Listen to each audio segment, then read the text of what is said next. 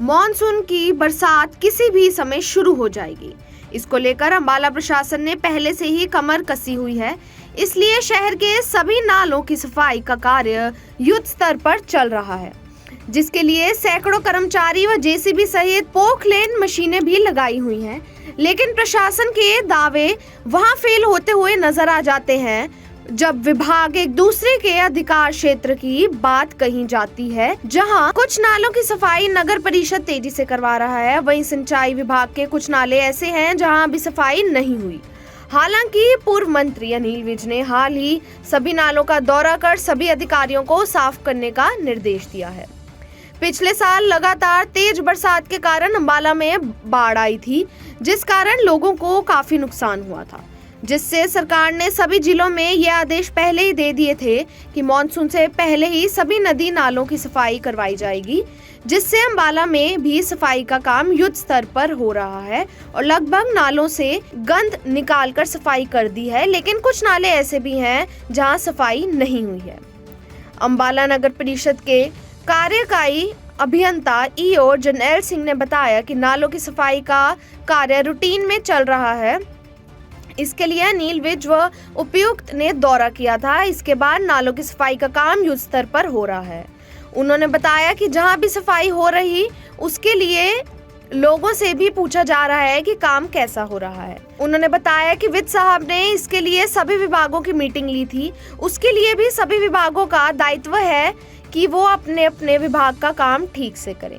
उन्होंने लोगों से भी ये अपील की कि जो लोग नालों में घर का कचरा डालते हैं वो ना डालें। इसके लिए डोर टू डोर गाड़ी कचरा लेने जाती है, उसी में डालें, अन्यथा उनके खिलाफ कार्यवाही की जाएगी। तो नालों की सफाई करना म्यूनसिपलिटी का एक रेगुलर कार्य है। इसके लिए पीछे माननीय विज साहब जी ने और डीसी साहब ने भी इसका विजिट किया था, तो उन्होंने भी कुछ कुछ पॉइंट हमें नोट करवाए थे कि इनके ऊपर अच्छी तरह से ध्यान देना चाहिए। तो हमारी जो सफाई है पोकलेन के द्वारा जेसीबी से और मैनुअल जहाँ है मैनुअल पूरी अच्छे तरीके से कर रहे हैं और हमारी मोस्टली हमने एक बार सफाई कर दी है। उसके बाद हमारी रेगुलर ड्राइव चल रही है। हमने इसके लिए कार्य को आउटसोर्स किया हुआ है, 4 महीने के लिए आउटसोर्स किया है, जिसमें से अभी लगभग 1 महीने का ही टाइम निकला है। 3 महीने और हमारी एजेंसी रेगुलर काम करती रहेगी। तो ये जो कार्य है, हमने जो बड़े बड़े नाले हैं हमारे, गुड़गुड़िया नाला और महेश नगर ड्रेन, जो ये बड़ी ड्रेन है, इसके लिए हमने कार्य आउटसोर्स किया हुआ है और जो छोटी नालियाँ हैं वो हमने अपने पालिका रोड के कर्मचारियों द्वारा साफ करवा रहे हैं। और लोगों से हम इसके लिए और भी उनके व्यू भी ले रहे हैं कि जी कोई आपको यहाँ के एरिया में कोई दिक्कत तो नहीं है। तो लोग बता रहे हैं कि जी सफाई अच्छी तरीके से चल रही है और जहाँ कहीं कोई ग्रीवेंसेस आ रही है हम उनको नोट करके उन पर रेजुलेशन करें।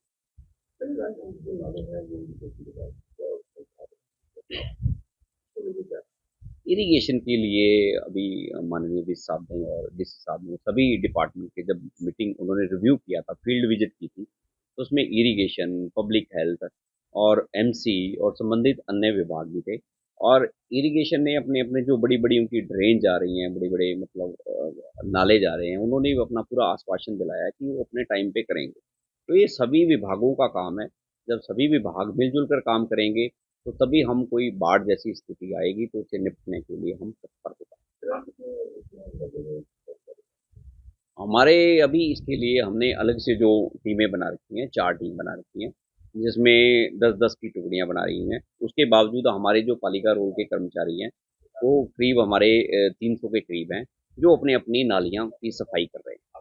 तो हमारा पूरा ध्येय है कि हम अपना मानसून से पहले अपनी अच्छी तरीके से नालियों की और नालों की सफाई करें। रेलवे की मैंने बताया था कि अभी संबंधित विभाग सभी, उसमें रेलवे डिपार्टमेंट भी था। तो जो जहाँ तक हमारी नगर परिषद की सीमा पड़ती है वहाँ पर सफाई करना हमारी जिम्मेवारी है।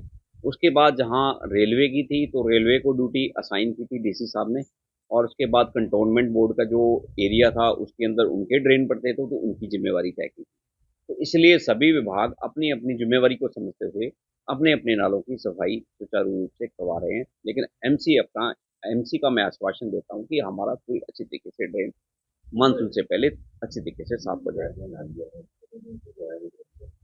जो नालियाँ उसके लिए हमने पालिका रोड के जैसे कर्मचारी हमने उनको डिवाइड किया हुआ है वार्ड वाइज। तो वो दिन में कुछ टाइम जैसे अपना स्वीपिंग का काम करते हैं, उसका कुछ समय वो नालियों की सफाई करते हैं, तो वो भी हम प्रॉपरली सफाई करते हैं।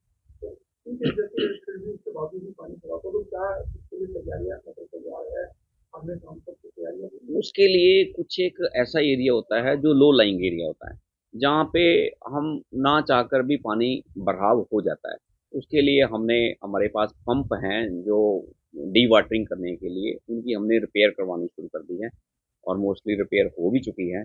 जहाँ-जहाँ हमें लगा है वहाँ पे हम इरिगेशन से संबंध बनाकर उनसे बातचीत करके, उनसे भी हम जो पंप या उनसे मोटर वो ले रहे हैं।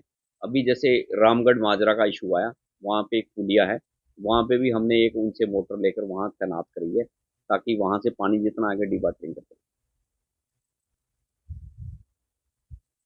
जो लोग अपने घरों से बैठे-बैठे नाले को एज़ ए डस्टबिन बनाकर उसमें कचरा डालते हैं, उनके खिलाफ हम सख्त कार्रवाई करेंगे। पहले हम उनसे अपील करते हैं कि ऐसा ना करें, जहाँ हमारा डोर टू डोर की सर्विस हम पूरे शहर में प्रोवाइड कर रहे हैं। आपके पास हमारी डोर टू डोर की टीम आती है, आपके घर से जो कचरा निकलता है, वो आप गीला और सूखा कूड़ा अलग-अलग हमारी गाड़ी में व्हीकल में डालें। अगर आपके पास डोर टू डोर की कोई गाड़ी नहीं आती, तो हमारे यहाँ पे हेल्पलाइन है, आप हमारी हेल्पलाइन पे बात कर सकते हैं और उसके लिए आपको प्रॉपर समाधान देंगे। और अब मैं सभी अम्बाला वासियों से अपील करता हूँ कि आप सफाई शहर को स्वच्छ, साफ-सुथरा बनाने में हमारा सहयोग करें।